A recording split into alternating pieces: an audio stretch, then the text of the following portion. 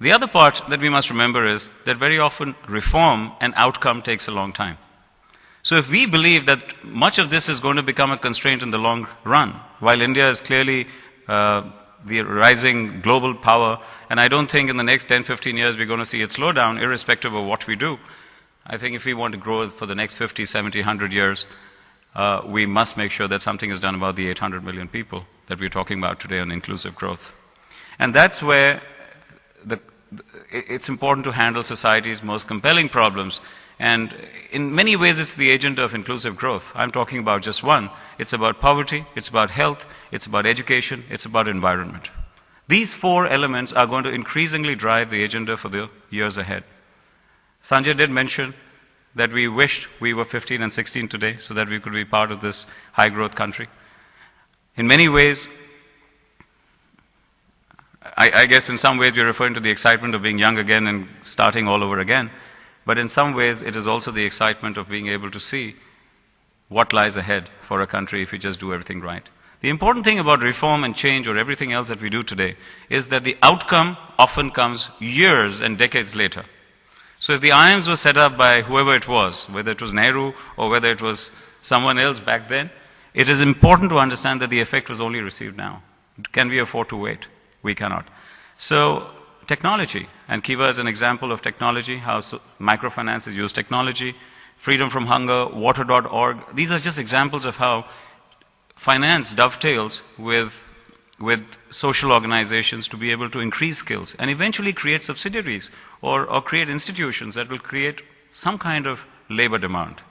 It is that labor demand which will take care of opportunities that the supply of labor that we have enough of will end up satisfying. Emerging markets rarely have problems of unemployment. They have a problem of underemployment. India, and I think we learned it in our schools, has a problem of disguised unemployment. If we could get our individuals, our people, gainfully employed, more productive, and if you just looked at the line outside the restroom, that again is an indicator of the kind of sheer absence of inclusive growth. The line outside the gents' restroom was much longer than the one outside the ladies' restroom.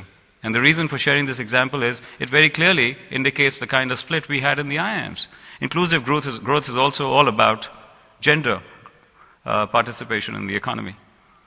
With 500 million or 600 million women in the country, if we don't involve that part of the economy in the growth, we're clearly not going to be very productive. And that's where microfinance has actually recognized the importance of women in sustaining and playing the important role that bridges economic growth and also the role of being a mother or being a wife, of looking after the home. It's a very powerful element. I won't bore you with this chart. I think numbers and statistics have been bandied about. One thing for sure, whichever way you build it, it's a very large number. It's daunting, it's scary, and it shows that we certainly have a part to play in the world. Why is it such a compelling proposition in India? Because the fortune, and to borrow from C.K. Prahlad's lines, the fortune lies at the base of the pyramid. Corporates focus at the top of the pyramid. Corporates have investors, shareholders who want returns. But if you have to look at what it takes to build a country, you really have to worry at the base of the pyramid, especially when you have the demographics of population of a country like the kind we do.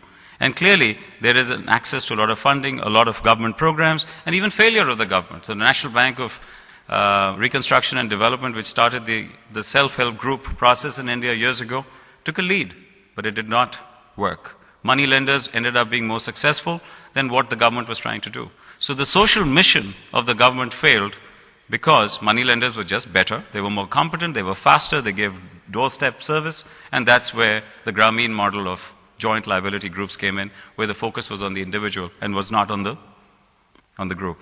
And that's where the role of the social entrepreneurs comes in. There's been a lot of growth, but not enough of microfinance. There's been valuations of $2 billion for SKS Microfinance, and of course, as soon as the IPO happened, everything else crumbled. But we've just about scratched the surface. There are at least another 150 million people or households that could benefit from microfinance. But much of what is happening in microfinance is lying in just about 4 or 5 states, which are just known to be better when it comes to handling payment of credit. And there again, when a few people incubate a business, the other firms rush in to be able to sell more to the existing player. So while liquidity creates markets, excess liquidity creates bubbles. And that's the classic case of what we are seeing now. There is a need for far greater participation. There is a need to broad-base this. Inclusive growth is about crossing sectors, crossing geographies, crossing genders, crossing all levels of society, so that the entire labor force that exists can effectively be covered over a period of time. And they're strong enablers today, and I think something which we don't realize. There is a regulatory framework that has been established. There's today a microfinance institution network. There's a microfinance credit bureau. There's a microfinance bill that exists. Able to lend. On the other side, there's a lot of infrastructure development that the government and the private sector through participation have worked on. Did you know, of course most people know about what Nandan Nilekani is doing on the unique identification number, but also in the public information infrastructure today, Sam Pitroda is heading this group which is linking up all the village councils and the panchayats, so there is an effective communication method. So infrastructure is building up, and then finally, of course, there's a whole space. ISRO is mapping out every village, every hut, every park, so that there is a way of positioning, reaching out to people in a more effective fashion. All this clearly leads us to what has happened in the West, and what has happened in the recent 3 years. I think it's important to understand inclusive growth for what we have seen over the last 3 years. Traditionally, US, Europe, the Western developed economies were driving growth. The last 3 years we've seen that they ran out of steam. Was their growth inclusive? It wasn't. Today, the Americans would love to see the Chinese consume. But what the Americans cannot consume today cannot be picked up by the Chinese, because while they're great producers and manufacturers, they're not good at consumption and not enough has been done. If they had done timely inclusive growth, perhaps this crisis could have been better handled. And I think that's something that we need to pick up. We've talked about consumption and production moving eastward, but capital has remained in the West. The center of gravity clearly is shifting. And it's something that we must realize. But take a leaf from this book and realize that even within the country, within India, we had better proactively work and do something, because 300 million people with 800 at the bottom of the pyramid need to be addressed. Otherwise you have the Naxalite problem, crime, and other issues which will come up. It's all about focusing on the customer. It's about focusing on the individual. Sustainability and predictability are critical. But more importantly, I think we need to go back to basics. And this is what this crisis has taught us. It's very critical for the world that India and China does well. It's very critical for India that the people at the base of the pyramid do well. Otherwise, we might end up falling prey to exactly what has happened in the world. And hence, it's all about basic values. It's about remembering and learning from what has happened in the world. It is not about skinning the cat. It is about investing in muscle. It is about remembering how to do ethical business. It is about value creation. It's not about valuation. All of us have been trained to always worry about ROE and take things to an IPO. But when you're dealing with your own country, when you're dealing with issues of the nature that you are, when you're talking about sustainability and predictability, it's extremely important that you do not forget the basics. Net, anything to do with inclusive growth is highly prone to abuse. So we should be very careful. And we have seen, and India has seen, every time something new and creative has been brought about, we have seen a few spoilers. Somebody talked about spoilers early. And I think Morgan Stanley did it in India in 1993 when they sold their first mutual fund in the country, but they sold it as an IPO, and people were trading a new fund offering at a premium which was 350% for a mutual fund. People did not know. And for 6 years, the mutual fund industry never got developed. If you see what Mr. Kalmadi has done to the Commonwealth Games, he's taken away from a country that's shining, but in some ways has set us back in the eyes of the world. And of course, an irresponsible media that made sure that everybody in the world heard about it.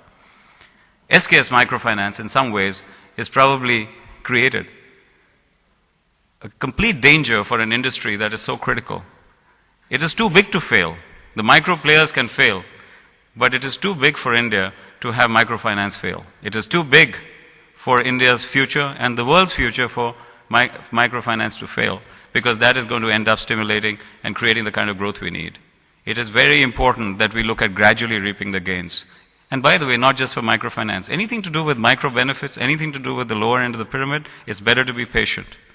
This is an opportunity that has a lot of juice in it, a lot of sustainability in it. We need to milk it gradually. And milk is a bad word. We need to nurture it. We need to get the right gains for it, because that is what is going to keep us going for the next several hundred years. But if we choose not to do it, then pretty much like what we're seeing in the microfinance industry, which is just about 5 years old. 2005 is when it got a lot of eminence. 2010 is when the first IPO happened and it made news. And that happened in Mexico too with Compartamos. It might implode. And without finance, without participants coming into the picture, I think India's growth is in danger. So with that, all I can say is, all of us, whichever sector we represent, as individuals, we have a role to play. As companies, we have a role to play. As governments, we have a role to play. The Andhra Pradesh government passed an ordinance. Protectionism is not the name of the game. They have to find ways to facilitate it. The idea is not to bureaucratize the process. On the other side, companies have to be more reasonable and understand that returns have to be seen in social value and have to be taken in the longer run. And finally, individuals. You cannot forget that each of us were recipients of some gain. Each of us were recipients of somebody who included us in their growth. It's time we left it behind as a legacy.